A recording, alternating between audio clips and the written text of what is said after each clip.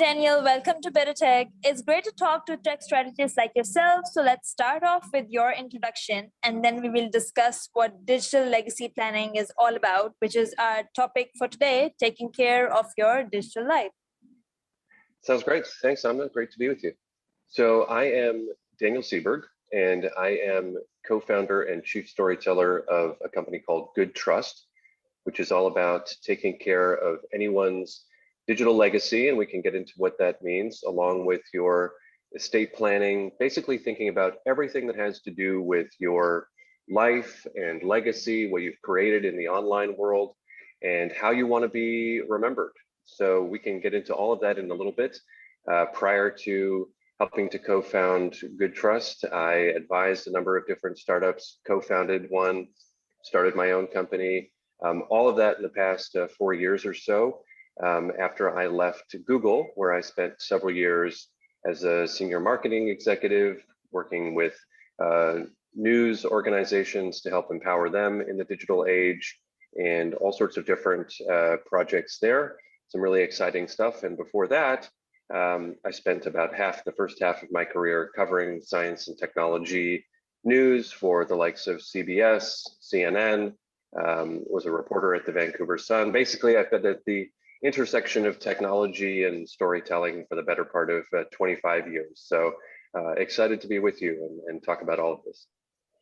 Yeah, so you have a lot of experience under your belt, and you've touched upon this, what GoodTrust is, but talk to us again, what exactly is GoodTrust and how did the idea to start this company come about?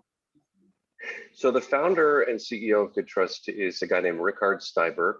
We both worked at Google at one point, although we didn't know each other then, and we were introduced by a fellow former Googler back in the spring of 2020, right as the pandemic was really starting to accelerate. And Richard had lost his father. He'd lost a good friend in Sweden. And at the time, it was occurring to him that people really had no idea what happens to their digital stuff when they die.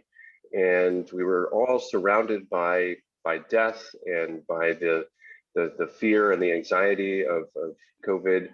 And he really started to explore this issue and thinking about technology for good. What is it that we could do to try to solve this challenge at scale for people who were dealing with this? Either they'd lost a loved one and needed help to try to navigate all this, or to plan ahead and take care of it on your own.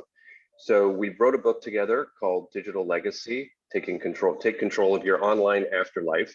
And then we also started working on GoodTrust. This goes back about 1.5 years. And so the company really grew out of those reasons of seeing the need and wanting to help people to figure this out. We've now grown into a team of about 12 people. We're a global company. We have a team in Sweden. We have our development team, developers based in the Czech Republic. Some of us are in California. I'm based in New York. So we're really thinking about this as a global challenge and something that faces so many of us, because not only, of course, is death universal, but the reality is that most, if not all of us, have some digital life of some kind. We've created all this content, photos, videos. We've got accounts, financial accounts, banking accounts. We've got cryptocurrency. We've got social media. We've got emails and texts, everything that really defines who we are. The average person spends close to 7 hours a day online in some capacity. And it's become such an integral, essential part of who we are. So GoodTrust is all about helping people to plan ahead, to figure out how to manage those accounts, but also how people want to be remembered. And there are all sorts of exciting technologies that can help us to do that. So speaking of that, Daniel, so we're in the age of social media where, people put themselves out there and you want to share a part of themselves with the words. How do you see people reacting to this idea of them leaving a part of themselves behind? Right now they have the agency to showcase themselves however they want. So how do you how do you think people perceive this idea where they no longer are in control of what, the future generations may see? I think it's something that people are really now beginning to understand. Along with the pandemic and the fact that we've all become aware of the fragility of life even more than we were perhaps before the pandemic. And we spend all this time creating content, posting on social media, sharing all those memories. And then the reality is that when any of us pass away, the people who are left behind need to figure out what happens to it. There are opportunities for people to memorialize their sites and their content. Maybe they want to delete it. Maybe they want to pass it on to somebody else and preserve it somehow. And so there's, I think, an increasing need for all of us to try to solve for this. And the throughout human history, we've captured our lives and wanted to pass them on, whether it's through written documents or through photographs or stories that we tell orally. And in the digital and connected age, we do that online and with our computers and our phones. And so now we've reached this point. It's kind of an inflection point, a tipping point in history, that we've spent the past 25 or 30 years as a society, as humans, creating all of this content. And now where does it go when we're not here any longer? What do we want to have happen to it? And we want to give people the choice to decide what it is that they want to do with it. So it's really this kind of critical moment. And so we want to offer this holistic platform, if you will, to both plan ahead and do that on your own behalf, but also to help others. So we have all sorts of different ways to do that, right from digital vault, the idea of kind of storing or preserving your content in some way, right through to estate planning and creating a will, which we offer a free will that people can create in less than 15 minutes, medical directives, all the ways that we all should plan ahead, but maybe haven't taken the opportunity to do so yet. Right. And this, feeds into my next question. I mean, it's a magnanimous task, right? To preserve somebody's memory. So how do you best capture and preserve anyone's digital footprint? We want to offer people sort of an a la carte approach. So for example, if you come to GoodTrust, mygoodtrust.com, you can see that you can go in and choose different sites or social media.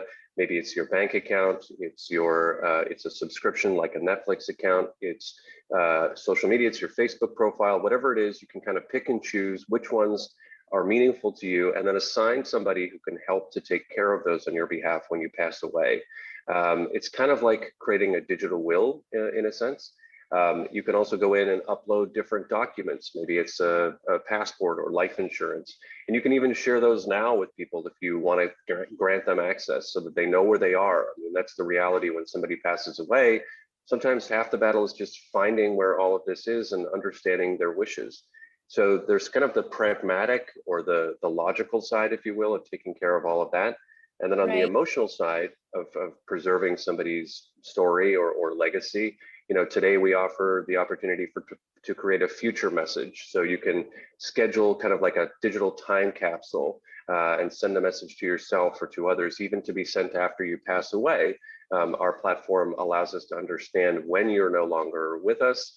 And so you can create this kind of message, add in some photos and videos, and then schedule it to be sent after you pass away. So it's kind of a message from the afterlife, if you will.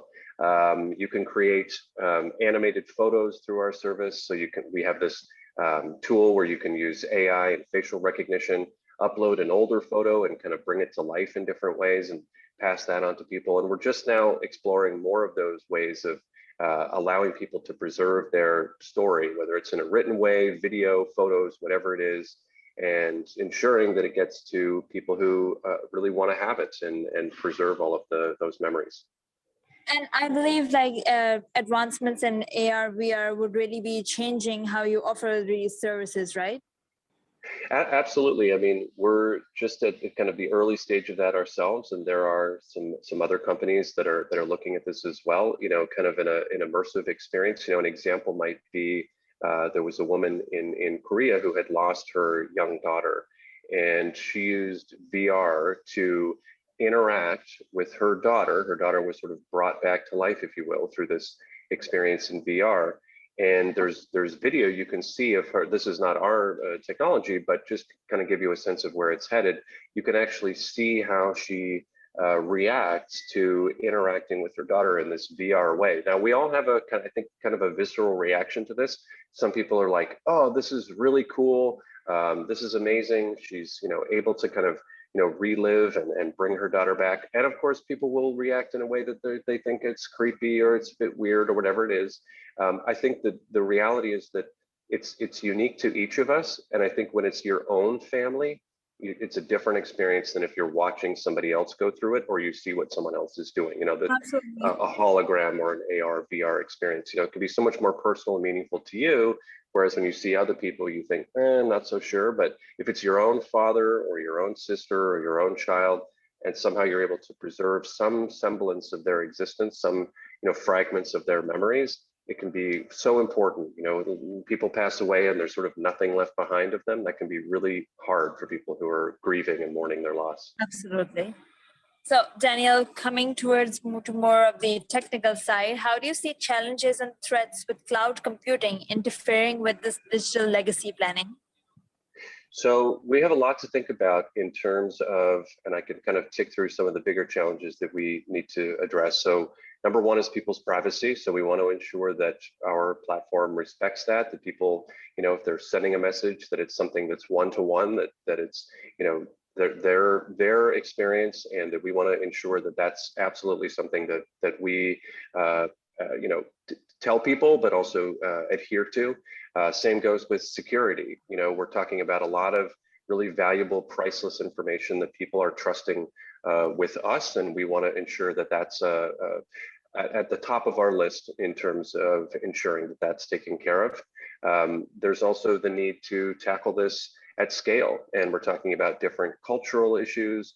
We're talking about different technologies that all need to fit together. People are doing this on mobile devices, they're doing it on their laptops. How can we ensure that this all fits together? And I think the last one is both a technological challenge and a cultural one. I think what we don't want to see is that this idea of a digital afterlife becomes another digital divide, and that only certain people have access to this idea of being remembered in certain ways or preserving their legacy, and that other people are left behind. So we want to tackle this in an inclusive and diverse way and think about all segments of the population and give them whatever it is that they need to ensure it's taken care of. So, Daniel, can I ask you to elaborate a bit more on the privacy aspect? Because you mentioned that your company itself adheres to the privacy policy that a one-to-one message is respected. So, how do you combat any skepticism that comes about as your digital afterlife being perceived as a breach of privacy? This is something I think that so many technology companies face, and we're an early one. So we need to prove our track record over time. Rickard and I and others on the team have experience in big tech companies at Google and elsewhere. And I think, we've absolutely come to appreciate how critically important that is for any company's survival. Our company is called GoodTrust, but the reality is that trust is earned, not granted, right? So we have to be able to demonstrate over time that this is something that we offer to people and that we believe in. And I think that that's just going to be something that we have to continue to demonstrate over and over again. And, whether we show it through technologies or we show people that, the little digital lock to say that your information is encrypted or that we can't read it, whatever it is that we need to do to send those signals of trust, we will need to continue to do. This is not something that's in the short term. This is something we have to think about for as long as we're around, which we hope is a long time. Okay, makes sense. So what's been the biggest challenge so far with GoodTrust? I think it's been that we've realized how a couple things. One, just how complex and widespread this issue is. It's a nascent kind of concept for a lot of people. So there's a lot of that to figure out. Just the idea of adding, somebody. So for example, with a Google account, you can set up something called inactive account manager. So you can designate somebody who can take ownership of some of your content if you pass away. Basically, if you don't do anything in your Google account for some amount of time, that person is notified and then they're able to get access. But it gets even more complicated than that when you're talking about working with tech companies that say, we need proof of death, we need a death certificate, we need to understand, whether you're actually the person who can have access to all of that content. So we've gone through all of these experiences with all of these different sites to kind of learn just how tedious and time consuming this can be. And then we try to remove that friction through GoodTrust and sort of do a lot of that on the back end to help people. So there's that as kind of thing one. I would say thing two is that, this is something that not a lot of people like to talk about, death and mortality. And, just in some cultures, it's just anathema to think about even talking about this or discussing it. So kind of breaking through that a little bit and maybe imagining it rather than focusing on the death side of it. People refer to this as even death tech. We like to think of it more as life tech and the celebration of life, and the idea that planning ahead and can give you peace of mind, that thinking about your story and your legacy can feel empowering rather than feeling like it's depressing or not something that you want to spend time on. And so we need to think about the right ways to message that to people, but also respect the fact that when someone passes away in your life or you're thinking about your own mortality, it's not the most fun kind of a subject. So, just as a company, we think a lot about how we communicate with others. What is our story? Why do we think this is valuable? So there's a lot wrapped up in the technological, the cultural, and the ethical challenges of all of this. But we're seeing a lot of people sort of entering the room, if you will, who have a history in technology and really have grown up with this and reached a certain stage in life and see how important this is to figure out. Right, makes sense. And Daniel, where do you see this particular niche heading in the next 5 years or 10 years down the line? I think it's only going to get bigger as an issue as more people sort of, for anybody who's, grown up from the sort of the origins of the internet and the web to today, which, I'm certainly in that category. What's happening is that people are sort of aging through the internet, if you will, and kind of reaching a point in life where this matters more to them. So in 2, 3, 4, 5 years from now, it's only going to become more important for us to figure this out and to give people the right tools and the right ways to plan ahead, but also to capture their legacy and their stories and their memories, and think about what they want to pass on and how. And the technologies are only going to advance alongside all of this. So there's going to be, the ways that we sort of know today with maybe chatbots and AI and, virtual experiences. What is it that is going to really resonate and be the most meaningful for people? And science fiction and Hollywood has already gone down this road. The show Afterlife, which is on Amazon, you can see that people can actually now, like in that show, they can become part of a virtual experience with their consciousness. That's way sort of out there as an idea. But between now and then, what is it that we want to do and what feels right? It's not for everybody necessarily, and maybe people want to come in and kind of pick and choose what they want. But I think when people really give, we've talked to a lot of people in the palliative care space and sort of, people who spend a lot of time thinking about death, and the universal sentiment between everybody they've interacted with is that we all want to be remembered. And how can we at GoodTrust help to empower people and ensure that you're remembered however you want to be remembered? We're long past the age of, sort of just a headstone or even just cremation. Of course, those things are still valuable and meaningful to people. But what else can we do since we spend so much of our time online and creating all of this rich content? What is it we want to have happen to it in a way that feels like it means something to us? Right. And with that, Daniel, we come to an end of our episode today. Thanks so much for joining us on Better Tech. My pleasure. Thanks for having me on this.